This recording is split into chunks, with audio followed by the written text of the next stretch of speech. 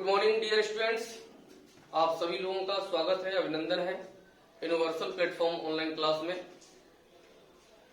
आज जो है कि हमने बोले थे कि जो मंडे टू सैटरडे क्लास चलेगा वो मंडे टू सैटरडे क्लास में ज्योग्राफी हमने स्टार्ट किए थे। ज्योग्राफी अगर हम चाहते व्यूअर बढ़ाना होता, सब्सक्राइबर बढ़ाना होता या और भी कोई भी गतिविधियां होती तो इंटरेस्टिंग पॉइंट ज्योग्राफी में स्टार्ट किए होते या इकोनॉमिक्स में ही स्टार्ट किए होते। लेकिन इस जो है कि कोरोना काल में जब आप घर पर बैठे हुए हैं तो आपके पास वो सभी चीजें इस प्रकार से पहुंचे, इस तरीके से आप अपने आप को जो है कि तैयार करें जिसका आधारशिला काफी मजबूत हो। उसी सिलसिले में हमने वर्ल्ड ज्योग्राफी का, हमको पता है कि अगर ज्योग्राफी का क्वेश्चन पूछता है तो सबसे ज्यादा इंडियन ज्योग्राफी से पूछ रहा है, वर्ल्ड ज्योग्राफी का धीरे धीरे कम कर दिया है।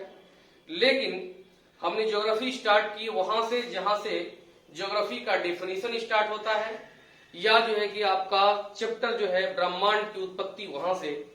उसके बाद हमने वो स्टार्ट करते हुए ब्रह्मांड, सौरमंडल, पृथ्वी की गतियां, पृथ्वी के बारे में बहुत सारी बातें, अक्षांश देशांतर करते हुए ज्वालामुखी, भूकंप, पर्वत, पठार, मरुस्थल सब कुछ पढ़ाते हुए वर्ल्ड ज्योग्राफी को 3 सेक्शन में पढ़ा जाता है।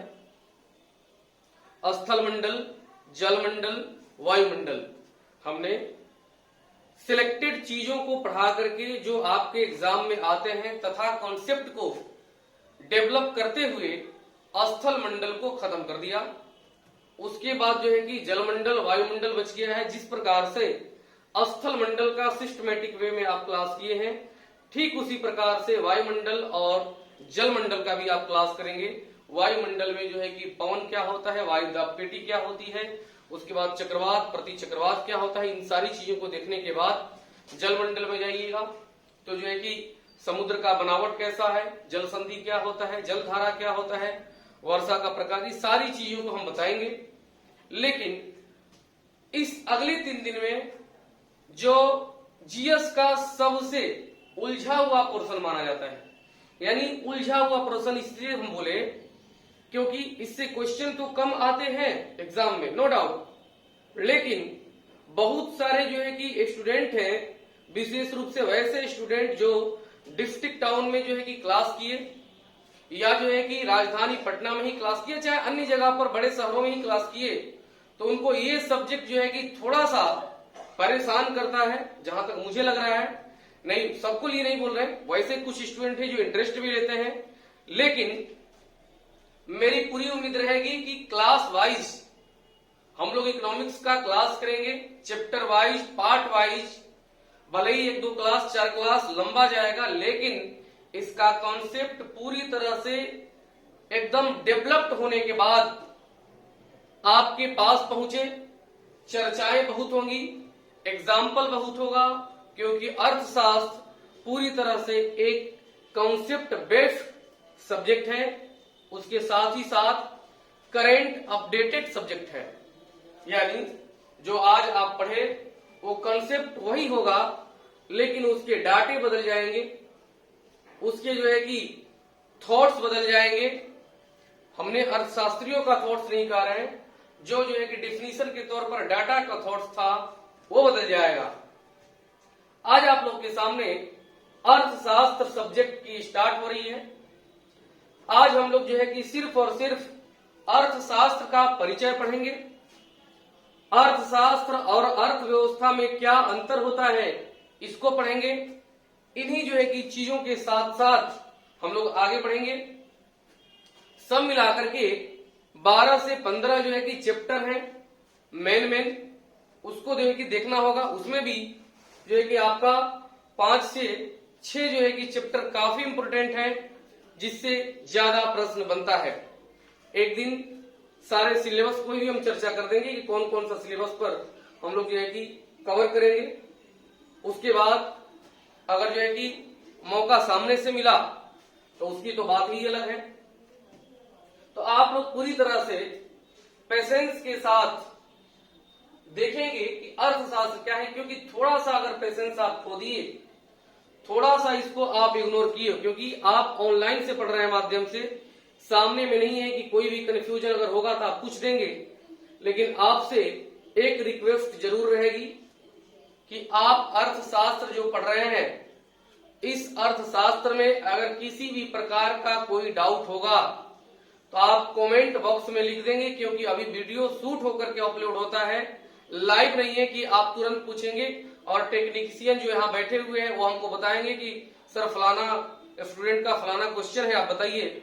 इसलिए मेरे सभी आदर्श विद्यार्थी प्यारे जो है कि छात्र छात्राएं, आपको किसी भी प्रकार की कोई भी कंफ्यूजन होगी आप कमेंट बॉक्स में लिख देंगे, अगले दिन उसका हम जो है कि चर्चा वीडियो स्टार्ट करने से पहले कर देंगे। पहली बात तो ये हुई। दूसरी बात ये कि 2 बार 3 बार हम खुद भी इस प्रकार से चर्चा कर देंगे कि डाउट रहने की संभावना बहुत कम रहेगी। इसलिए हम लोग ये कि छोटे छोटे स्लाइड में ही भले पढ़ेंगे, एक चैप्टर को भले ही 3 पार्ट 4 पार्ट में पढ़ेंगे, लेकिन पूरी तरह से समझते हुए पढ़ेंगे। और वो कॉन्सेप्ट हमारा जो मुद्दे की बाद में चर्चा था वो ये था कि concept based, short notes and exam based. आपके सामने हम यहाँ पर बता रहे हैं कि आप जो है कि इसको पॉज करके पहले नोट कर लेंगे और एक एक चीज जो है कि हम आपको समझाएंगे, क्योंकि शॉर्ट में लिखा हुआ है और बहुत सारी बातें जो हम बोलेंगे उससे जो है कि आप नोट करेंगे। मेरे सभी आदर्श विद्यार्थी ध्यान रखेंगे, यहां से आपका अर्थशास्त्र की शुरुआत होती है जिसका इंग्लिश इकोनॉमिक्स है, और इंग्लिश में इसको यहां पर हिंदी में लिख दिए हैं इकोनॉमिक्स। ध्यान दीजिएगा, इसका कहीं ना कहीं एक रोल है, इसलिए इनको लिखा गया है। अर्थशास्त्र का अंग्रेजी इकोनॉमिक्स, इकोनॉमिक्स जो है कि ऐसे जो लिखा गया वो यूनानी भाषा, यानी इकोनॉमिक्स जो है वो यूनानी भाषा की ओकोनोमिया शब्द से बना है। इकोनॉमिक्स यूनानी भाषा के ओकोनोमिया शब्द से बना है, और ओकोनोमिया शब्द 2 पार्ट से बना है, ओकोस तथा नोमोस। यानी यूनानी के 2 शब्द ओकोस तथा नोमोस मिलकर के ओकोनोमिया हुए। ओकोनोमिया को जो है कि इंग्लिश में इकोनॉमिक्स कहा गया, जिसका हिंदी अर्थशास्त्र है। अब यहाँ पर ओकोस शब्द को अगर हिंदी में देखा जाए तो ओकोस का मतलब होता है आवास, और नोमोस का अर्थ होता है कानून। कहने का मतलब मेरा ये हुआ आदर्श विद्यार्थी कि ओकोनोमिया जो ओकोस और नोमोस शब्द से मिलकर बना है उसका अर्थ हुआ आवास और कानून, और इसका मीनिंग जो हुआ अपने सेंस में वो ये हुआ कि पूरी तरह से कोई भी व्यक्ति लीगली वे में अपने जीवन को ऊंचा उठाने के लिए, अपने जीवन को अस्थायी बनाने के लिए, अपने जो है कि पर्सनल जीवन को जो है कि ऊंचा उठाने के साथ साथ विकसित करने के लिए जो कुछ भी प्रक्रियाएं, आर्थिक क्रियाएं की जाएंगी वो सभी जो है कि ओकोस और नोमोस आवास कानून के सेंस में देखा जाएगा, और इसका जो है कि अर्थशास्त्र के रूप में जाना जाएगा। उसके बाद जरा सा हम लोग आते हैं दूसरे तरफ को समझेंगे। उसके पहले आप थोड़ा अर्थशास्त्र का जनरल भाषा समझ लीजिए। जनरल भाषा क्या है कि आप अगर कहीं यात्रा करते हैं, कहीं बैठे हैं, अभी लगभग जो पटना में होगा या किसी डिस्ट्रिक्ट टाउन्स में क्लास करता होगा, लगभग 80 से 90% स्टूडेंट अपने घर पर गया है, और टोले मोहल्ले और गांव के लोग, घर पर लोग काफी विद्वान होते हैं स्वयं के लिए। ये एक प्रकार का शब्द हम बोल रहे हैं, काफी विद्वान होते हैं स्वयं के लिए, अर्थात उनको लगता है कि जो कुछ भी हमारे पास ज्ञान है सर्वे सर्वा यही है, सर्वोपरि हम ही हैं। इसलिए विभिन्न प्रकार के प्रश्न आपको वैसे ही दागते हैं जिस प्रकार से इजराइल फिलिस्तीन पर मिसाइल दाग रहा है, तो उनके जवाब के लिए आपके पास भी कुछ न कुछ हथियार होने चाहिए। तो तुरंत पूछेंगे कि अर्थशास्त्र क्या है, तो आप बोलिएगा अर्थशास्त्र का इंग्लिश इकोनॉमिक्स, इकोनॉमिक्स यूनानी भाषा के इकोनॉमिया शब्द से मिलकर बनाए, नहीं बोलना ही। क्या बोलना है, नोट करेंगे।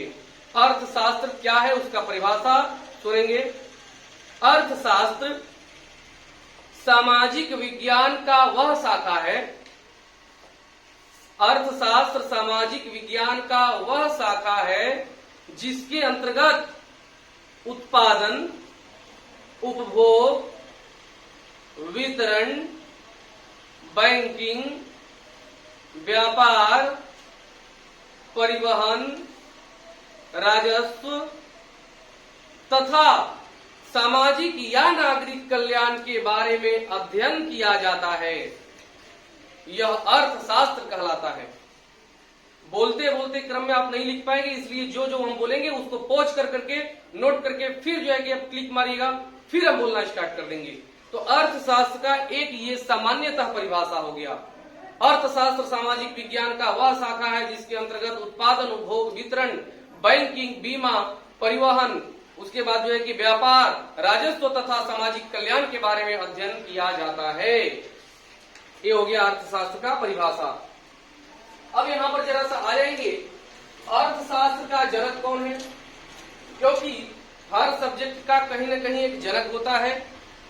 तो वहां पर देखेंगे हम लोग, तो जनक दो है, अर्थशास्त्र के दो जनक हैं। पहला जनक है आपका एडम स्मिथ, दूसरा जनक है आपके मार्शल। अब यहां पर आप बोलेंगे कि दो जनक कैसे हो गए, या जनरली आप भी एडम स्मिथ ही पढ़े होंगे। एक अर्थशास्त्र मौर्य काल में चाणक्य लिखे हुए थे, वो अर्थशास्त्र वर्तमान के अर्थशास्त्र से बिल्कुल अलग था। वो प्रशासनिक और राजनीतिक दृष्टिकोण से पूरी तरह से दृष्टिगोचर था। वो अर्थशास्त्र चाणक्य, विश्वगुप्त और कौटिल्य द्वारा लिखा गया था, जो धार्मिक क्रियाकलापों और सार संग्रह पर मतलब जो है कि निर्भर था। उसमें चर्चा है कि कैसे एक राजा अपनी जो है कि प्रजा की रक्षा करे, अपनी प्रजा का सेवा करे तथा कैसे दूसरे राज्य को जीत ले और दूसरे राज्य पर कब्जा कर ले। वो अर्थशास्त्र अलग था, वर्तमान का अर्थशास्त्र अलग है। तो यह एडम स्मिथ बोले ये जनक थे, ये प्राचीन अर्थशास्त्र के जनक है। प्राचीन इन द सेंस 200-300 साल पहले, क्योंकि इनका जन्म 1723 ईस्वी में हुआ और मृत्यु 1790 ईस्वी में हुआ। लेकिन इन्होंने एक बड़ा फेमस जो है कि किताब लिखा था और उसमें बड़ा अच्छा जो है कि कॉन्सेप्ट दिया था, जिसका चर्चा हम लोग बाद में करेंगे। अब यहाँ पर जरा सा देखेंगे कि पहले जनक हो गए एडम स्मिथ, ये प्राचीन अर्थशास्त्र के जनक हो गए। दूसरे हो गए मार्शल साहब। मार्शल साहब आधुनिक अर्थशास्त्र के जनक हो गए। अब आधुनिक अर्थशास्त्र का जनक का मतलब क्या हुआ, तो इन्होंने एक जो है कि 1890 में एक पुस्तक लिखा था और उसमें पूरी तरह से इन्होंने एक ही शब्द पर जो है कि विचार नहीं किया, दबाव दिया कि अर्थशास्त्र के अंतर्गत वो सभी गतिविधियां जो कुछ भी हो वो होंगी, वो कहीं ना कहीं लास्ट में नागरिक कल्याण और सामाजिक कल्याण के ऊपर ही जाकर चिपक जाएंगी। यानी इन्होंने जो कोई भी इकोनॉमिक्स के बारे में कॉन्सेप्ट दिया, कौन, मार्शल साहब ने अर्थशास्त्र के बारे में जो भी कॉन्सेप्ट दिया वो सिर्फ और सिर्फ सामाजिक कल्याण पर निर्भर रहा। और वर्तमान में आप देख रहे होंगे, आप हर जगह जहां नजर उठाएंगे वहां अगर पाएंगे और थोड़ा सा दिमाग लगाएंगे तो अर्थशास्त्र को ही समझ पाएंगे। कैसे, तो हमारी जनता कोरोना से त्रस्त है, सरकार क्यों विदेशों से ऑक्सीजन मंगा करके उनको दे, क्योंकि ये अर्थशास्त्र में धन और आर्थिक गतिविधियों का एक जो है कि संगम है। अर्थशास्त्र जो सरकार अपने नागरिकों के कल्याण पर खर्च कर रही है, खर्च करने का तरीका अन्य देशों में अलग अलग तरीके से हो सकता है, क्योंकि सब देशों में जो है कि आर्थिक गतिविधियां समान नहीं होंगी। इसलिए सिर्फ और सिर्फ हम लोग अर्थशास्त्र भी पढ़ रहे हैं, अर्थव्यवस्था बाद में पढ़ेंगे, because more differences between economics and economy. अर्थशास्त्र और अर्थव्यवस्था में बहुत अंतर है। तो अभी हम लोग अर्थशास्त्र देख रहे हैं। अर्थव्यवस्था बाद में देखेंगे और परिचय के क्रम में ही हम लोग अर्थव्यवस्था परिचय पार्ट 2 में दिखा देंगे आपको, ताकि आप अर्थशास्त्र और अर्थव्यवस्था का कॉन्सेप्ट मजबूत कर करके और आगे बढ़ेंगे। मेरे आदर्श विद्यार्थी, एडम स्मिथ साहब ने कहा कि अर्थशास्त्र धन का विज्ञान है। आप लोग एक चीज और ध्यान रखेंगे, इकोनॉमिक्स में सिद्धांत भी बहुत पूछते हैं एग्जाम में, इसलिए कौन क्या बोला, किसका क्या सिद्धांत है, किसका क्या कॉन्सेप्ट है, इस सारी चीजों को भी थोड़ा सा याद रखना पड़ेगा। तो अर्थशास्त्र धन का विज्ञान है, किसने बोला? एडम स्मिथ ने बोला। क्या इनका कॉन्सेप्ट था, ये सुनेंगे तो बड़ा परिचित होंगे आप लोग इससे कि वेल्थ ऑफ नेशंस किसने लिखा है। सब लोग मार देते हैं एडम स्मिथ, सही भी मारते हैं क्योंकि उन्हें नहीं लिखा है, और 1776 में यह प्रकाशित हुआ था। बेचारे का 1790 में निधन हो गया। उसके बाद इसका पूरा जो नाम है वेल्थ ऑफ नेशंस का, वो पूरा नाम है an inquiry into the nature and causes of wealth of nations. अर्थात अगर कोई भी राष्ट्र अपने प्राकृतिक परिचय को समझ ले, अपने प्रकृति में जितने भी धरोहर चीजें रखी हुई हैं, जितने भी प्रकृति के द्वारा गिफ्ट किया गया है, अगर उसका अच्छे ढंग से निर्वहन करे, बर्बादी न करे तथा संरक्षण को भी ध्यान में रखे, तो वही क्रियाकलाप, आर्थिक गतिविधियां, वही सोच, वही सिद्धांत उस देश के धन का कारण बनेगा। ये किसने कहा? एडम स्मिथ ने कहा। लेकिन ये सारे जो है कि लंबे पॉइंट को याद करना मुश्किल था, इसलिए यहां पर शॉर्टली वेल्थ ऑफ नेशंस लोग समझ लेते हैं। एडम स्मिथ का एक कॉन्सेप्ट था। एडम स्मिथ के कॉन्सेप्ट को काटे नहीं मार्शल, एडम स्मिथ के कॉन्सेप्ट को ध्यान में रखकर अपना एक कॉन्सेप्ट दे दिए। 1890 ईस्वी में एक किताब लिखे, प्रिंसिपल्स ऑफ इकोनॉमिक्स, अर्थशास्त्र का सिद्धांत, और उन्होंने कहा economics is science of social welfare, यानी अर्थशास्त्र सामाजिक कल्याण का विज्ञान है। अभी हम कुछ देर पहले चर्चा भी कर रहे थे, अर्थशास्त्र सामाजिक कल्याण का विज्ञान है। किसने कहा? तो मेरे आदर्श विद्यार्थी, वो मार्शल ने कहा, प्रिंसिपल्स ऑफ इकोनॉमिक्स 1890 में। उसके बाद अगला पॉइंट है 1930 में जो आर्थिक मंदी आई थी, उसके बाद एक बहुत ही लोकप्रिय अर्थशास्त्री जॉन मेनार्ड किन्स, कहीं कहीं जॉन मेनार्ड नहीं लिखता है, सिर्फ किन्स रखता है, उन्होंने माइक्रो फाइनेंस यानी छोटे छोटे वित्त सहायता करने की बात कही थी।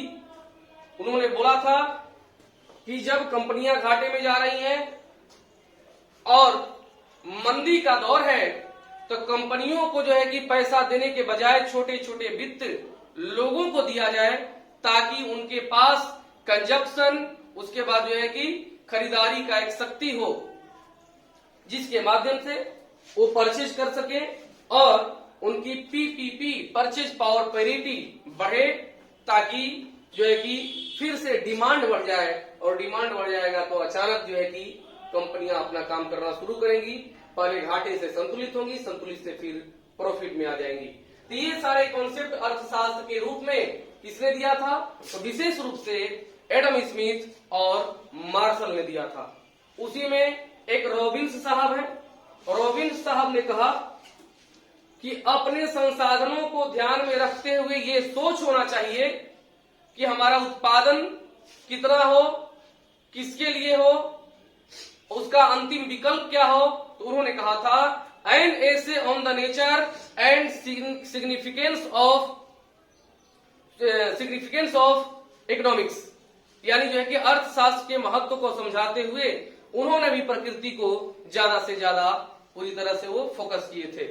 अब यहां पर जरा सा आ जाएंगे कि अर्थशास्त्र का प्रकार क्या है। तो मेरे आदर्श विद्यार्थी, अर्थशास्त्र का दो प्रकार है।